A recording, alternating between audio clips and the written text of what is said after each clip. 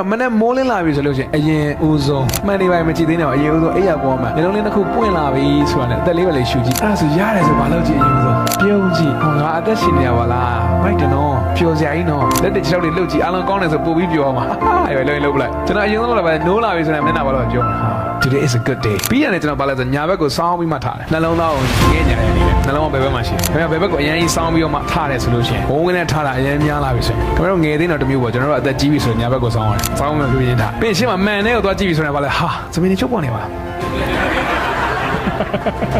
ကျွန်တော်နိုးကနေကျွန်တော်ပြုံးနေတာဒီအပြုံးကခင်ဗျားတို့ရှင်းချင်မှကျွန်တော်ပြုံးတာမဟုတ်ဘူးနိုးကနေကျွန်တော်ပြုံးနေတာအဲ့ဒါဒီအကောင်းဆုံးကိုဘာလုပ်တာလဲ service ပေးတယ်အဲ့လိုကောင်းဆုံးကို service ပေးတယ်ကျွန်တော် team member တွေရှေ့ကိုရောက်လာပြီဆိုလို့ရှိရင်ကျွန်တော်တို့ဘာပေးလဲအကောင်းဆုံး service ပေးလို့ရလာတယ်သူတို့အကောင်းဆုံး service ပေးရတယ်သူတို့ကလည်းဒီရတဲ့ energy ကိုသုံးပြီးတော့မှ customer တွေဆက်ဆံတဲ့ခါကျရင်လည်းအကောင်းဆုံး service ပေးမှလားမပေးဘူးလားပေးမှာရှင်းရှင်းလေး